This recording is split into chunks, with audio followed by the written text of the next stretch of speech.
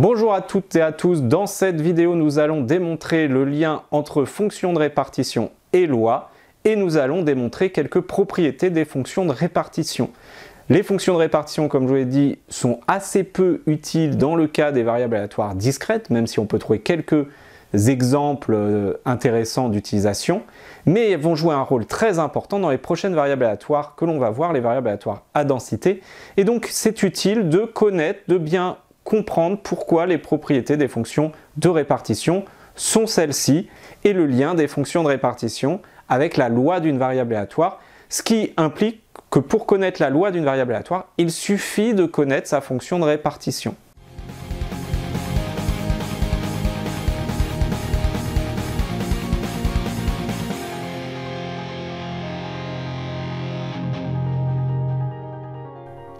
Alors c'est parti pour démontrer les différentes propriétés de la fonction de répartition. A noter que la première propriété, la fonction de répartition et le lien avec la loi, on ne va pas la démontrer tout de suite puisque on va avoir une façon de le faire lorsqu'on a démontré le point 4 ici. Alors commençons tout de suite par le premier point, le point numéro 1. Donc il faut montrer que la fonction est toujours comprise entre 0 et 1, ça ne va pas être le plus difficile. Comme je vous l'ai dit dans la présentation de cette propriété, pour tout t appartenant à R, fx de t, eh bien c'est la probabilité de x inférieure à t, et une probabilité, eh bien c'est compris entre 0 et 1. Voilà, il n'y a pas grand chose à dire de plus. Le deuxième point, la fonction est croissante. Alors là c'est intéressant puisque pour démontrer qu'une fonction est croissante, on va avoir deux méthodes principales. La première c'est de calculer sa dérivée et de voir si la dérivée est positive ou négative. Ici, on n'a pas de dérivée, d'ailleurs elle est probablement pas dérivable puisqu'on a vu que c'était des fonctions qui n'étaient pas forcément continues tout le temps, hein, qui étaient constantes par morceau. Donc il n'y a aucune raison que cette fonction soit dérivable, et donc de toute façon, même si on savait qu'elle était dérivable, on ne pourrait pas dériver une probabilité. Donc là, on va revenir à la deuxième méthode qui est la méthode à l'aide de la définition. Une fonction est croissante si pour tout, alors je vais noter en vert, hein, pour tout xy appartenant à R, x plus grand que y implique que f de x est plus grand que f de y. Donc on va prendre deux réels et dont l'un est plus petit que l'autre et on va vérifier que la fonction de répartition vérifie bien cela.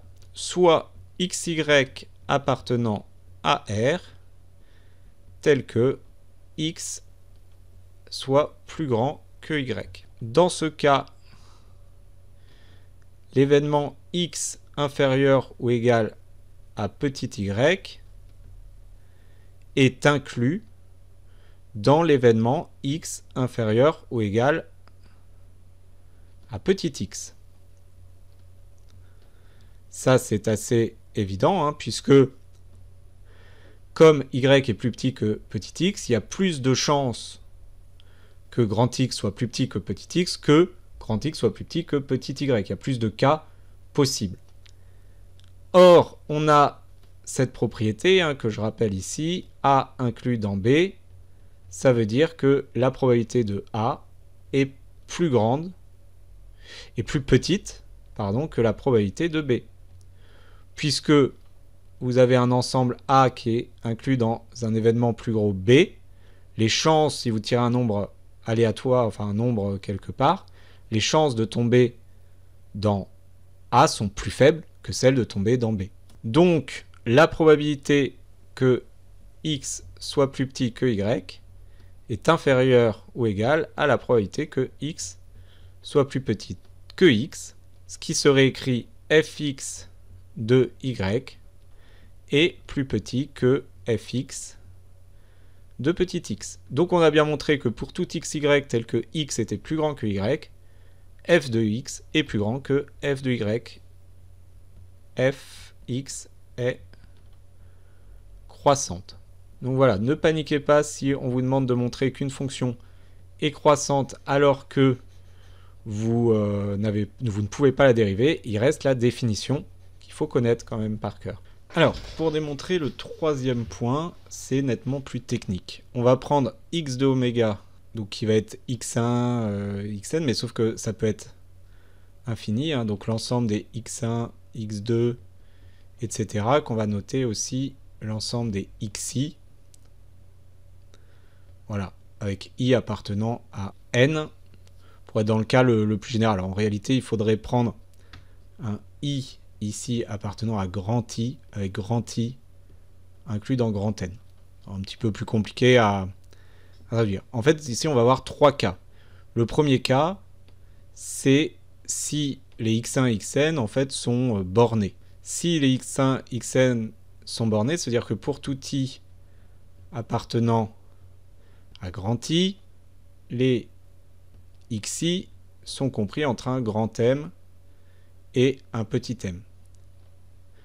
Dans ce cas-là, si t est plus grand que grand M, alors la probabilité que x soit plus petit que t, eh bien, elle vaut 1 puisqu'on a, la somme de toutes les probabilités. C'est la somme pour i appartenant à i des probabilités de x égale xi, et une somme de probabilités, eh bien, ça fait 1. Donc, si je fais tendre t vers plus l'infini, eh bien, la limite tend bien vers 1. Ça, c'est typiquement le cas dans lequel on se retrouve si vous avez une variable aléatoire discrète avec est fini, où le nombre de termes possibles est fini, comme dans la loi uniforme, dans la loi de Bernoulli, dans la loi binomiale, etc. Si t est plus petit que petit m, alors la probabilité que x soit plus petit que t, eh bien, c'est un événement impossible, donc c'est 0. Donc, pareil, la limite, quand t tend vers moins l'infini, des p de x inférieur à t, c'est-à-dire, je rappelle, parce que là, c'est vrai que je suis repassé là-dessus, mais c'est la fonction de répartition de x égale 0. Deuxième cas, si les xi, quand i tend vers plus l'infini, tendent vers plus l'infini. On note x1 qui est plus petit que x2, enfin on définit ça, hein, qui est plus petit que x3, etc. jusqu'à l'infini. On les met dans l'ordre croissant. Et on va essayer de montrer que la limite, en plus l'infini, ben c'est bien. Notons d'ailleurs que si t est plus petit que le premier de ces termes-là, alors, je vais noter ici qu'on réarrange les termes. Si t est plus petit que x1, on va avoir le même raisonnement que tout à l'heure. La probabilité que x inférieur à t égale 0, puisqu'il n'y en a pas d'autre en dessous. Et donc ce qui nous intéresse ici, c'est en plus l'infini. Donc quand t tend vers moins l'infini, hein, c'est bien 0 aussi. Ce qui nous intéresse, c'est plus l'infini, puisque là, on ne peut pas dire t, on ne va pas prendre un t qui est plus grand que les xi. Justement, c'est le problème. On va devoir revenir à la définition d'une limite. Or, limite de f de x quand x tend vers plus l'infini égale 1 ici, c'est ce qu'on cherche. Ça veut dire que pour tout epsilon supérieur à 0, il existe un a, un réel a, tel que pour tout x plus grand que a, fx moins 1 en valeur absolue soit plus petit que epsilon. Alors c'est compliqué parce que là le epsilon va être quelconque, hein, prenons-en 1, soit epsilon supérieur à 0. Rappelons que la somme alors la série même des p de x égale xi pour i allant de 1 à plus l'infini, c'est égal à 1, puisque là on a une probabilité avec une variable aléatoire, système complet d'événements, la somme des probabilités vaut 1, donc ça on le sait. Mais ça, souvenons-nous que c'est une limite, donc on va pouvoir utiliser ici la limite. Alors c'est une limite de suite, donc c'est un petit peu différent. On sait que epsilon tend vers 0, est plus grand que 0, donc il existe un grand N, appartenant à grand N, tel que pour tout N plus petit que grand N, la suite ici un, pour tout n plus grand que grand n, pardon, un-1 soit plus petit que epsilon. Donc comme ici, on a fixé notre epsilon, on sait qu'il existe un grand n appartenant à grand n, tel que pour tout n plus grand que grand n, la somme de i égale 1 à plus l'infini des p de x égale xi moins 1 en valeur absolue est plus petit que epsilon. Simplifions ceci. Il existe, alors pas jusqu'à plus l'infini, hein, hop, jusqu'à n. Il existe un grand n appartenant à grand n tel que 1 moins cette somme jusqu'à grand n des p de x égale xi soit plus petit que epsilon. On va poser alors A, le A hein, de cette définition. Posons A égale x grand n. Pour t supérieur à A, on a la probabilité que x soit plus petit que t, qui est plus petite que la probabilité que x soit plus petit que xn. Mais la probabilité que x soit plus petit que xn, c'est la somme des p de x égale xi pour i allant de 1 à grand n. On a donc, en inversant 1 moins la probabilité que x inférieur ou égal à t est plus petit que 1 moins cette somme. Et cette somme, on a vu tout à l'heure qu'elle était plus petite que epsilon. Donc 1 moins la probabilité que x soit plus petit que t, c'est plus petit que epsilon, ce qui est la définition d'une limite, ici, vers plus l'infini. Donc, limite de fx. Bon, cette démonstration est un petit peu plus compliquée hein, que vous voyez que les autres. Elle sert pas forcément, mais ça a un intérêt, notamment pour la préparation des sujets de concours les plus compliqués. Ça permet de revenir sur la définition d'une limite, définition dont on a besoin dans les cas les plus complexes. Ici, on a à la fois utilisé la définition d'une série et la définition donc d'une suite et la définition de la limite d'une fonction, ce qui permet de relier les deux.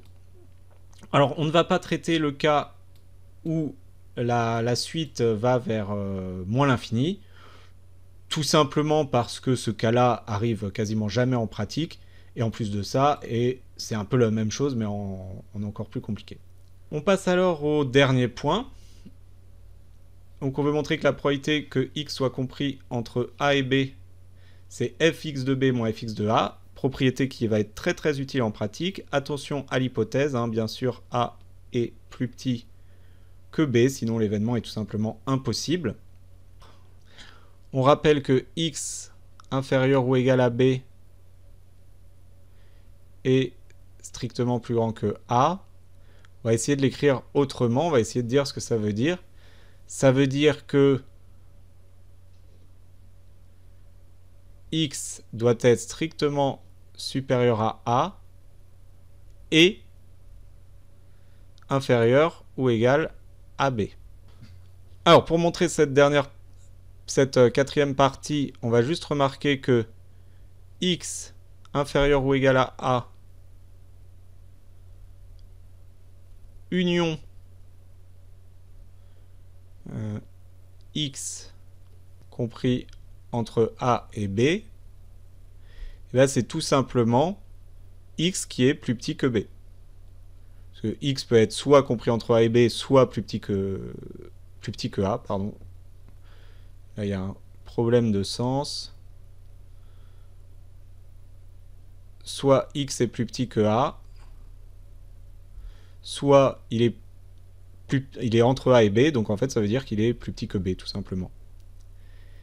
Mais ces deux événements sont disjoints, donc on va pouvoir appliquer la probabilité. La probabilité de x inférieur ou égal à b, c'est la probabilité de x inférieur ou égal à a plus la probabilité de x compris entre a et b. En passant, rappelons que ça, hein, c'est la fonction de répartition de b, et ça, c'est la fonction de répartition de a.